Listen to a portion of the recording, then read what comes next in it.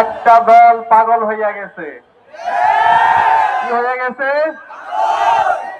জুলাই বিপ্লব পরবর্তী বাংলাদেশের যে ঐতিহাসিক সুযোগ তৈরি হয়েছে, সেই সুযোগকে বন্ধ করার জন্য, নস্যাৎ করার জন্য ওই দল পাগল হইয়া গেছে। ওই দল ফেসিবাদী আমলে যেভাবে পেছনের দরজা দিয়ে ক্ষমতা এসেছিল খুনি হাসিনা, সেই কাঠামো আবার রেখে দিতে চায়। জুলাই বিপ্লব পরবর্তী আজকে ১.৫ বছর সময় আমরা পার করছি। আজকে 500 দিনের আমলনামা যদি ওই দলের দেখেন, আপনারা দেখতে পাবেন ওই দল পুরো সময় ধরে চাঁদাবাজি, টেন্ডারবাজি, ধর্ষণ, সন্ত্রাস এবং মাফিয়াতন্ত্র কায়েম করেছে। আজকে ১.৫ বছর পরে তাদের একজন নেতা এসেছে। ওই নেতা আসার পরে আমরা দেখতে পেয়েছি ওই দলের সন্ত্রাসীরা আরো লাগামহীন হয়ে উঠেছে।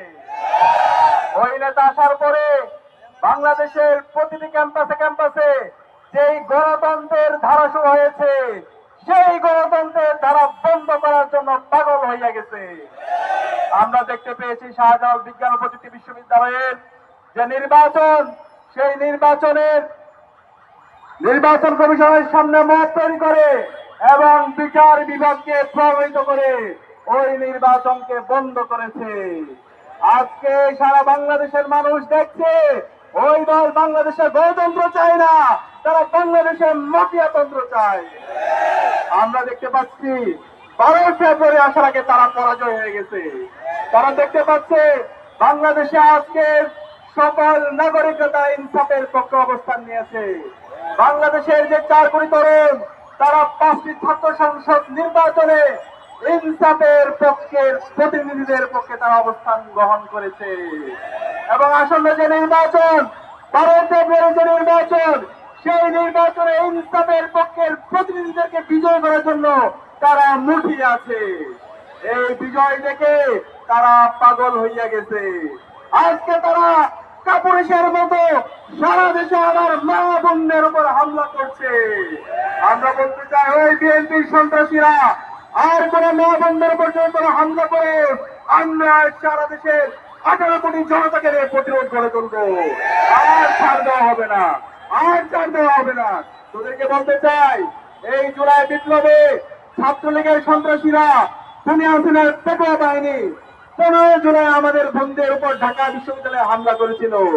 এরপরে যে গণবিপ্লব শুরু হয়েছিল, সেই বিপ্লবের মাধ্যমে এই খুনি হাসিনা বাংলাদেশ থেকে দিল্লিতে পালিয়েছিল।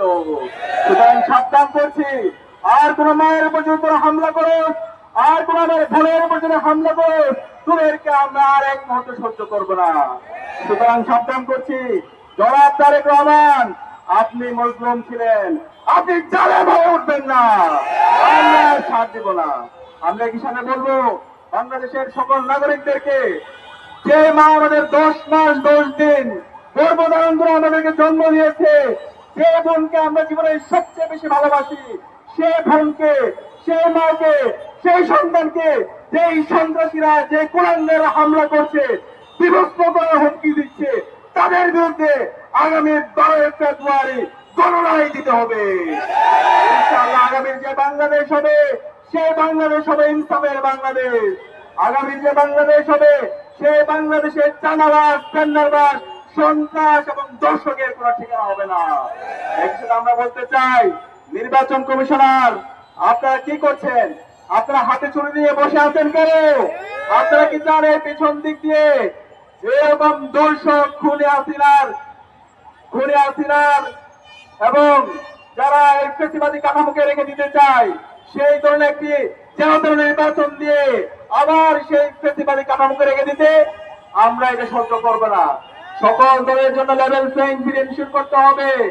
একই সাথে শেরপুরে জামায়াতের নেতা রেজাউল ভাইয়ের হত্যার সাথে যে বিএনপি সন্ত্রাসীরা জড়িত আছে, তাদেরকে দ্রুত সময়ের মধ্যে বিচারের আওতায় নিয়ে আসতে হবে। একই সাথে সারা দেশের সকল নাগরিকরা যেন নির্বিঘ্নে ভোট দিতে পারে, সেই পরিবেশ নিশ্চিত করতে হবে। এবং গতকাল গাজীপুরে ছাত্রদলের সন্ত্রাসীরা আমার যে বোনকে হত্যা করেছে সেটার বিচার আওতায় নিয়ে আসতে হবে। আমরা আশা করব বাংলাদেশের নাগরিকরা আজকে যথেষ্ট সচেতন। এই জুলাই বিপ্লবের আকাঙ্ক্ষাকে যারা ধারণ করে, যারা গত 16 মাস জুড়ে, 1.5 বছর জুড়ে যারা জনগণের পাশে ছিল, তাদেরকে এই বাংলাদেশের নাগরিকরা 12 ফেব্রুয়ারির নির্বাচনে ভূমিদল বিজয়ের মাধ্যমে তারা আগামী দিনে তাদের প্রতিনিধি হিসাবে নির্বাচিত করবে ইনশাআল্লাহ। ইনকিলাব জিন্দাবাদ।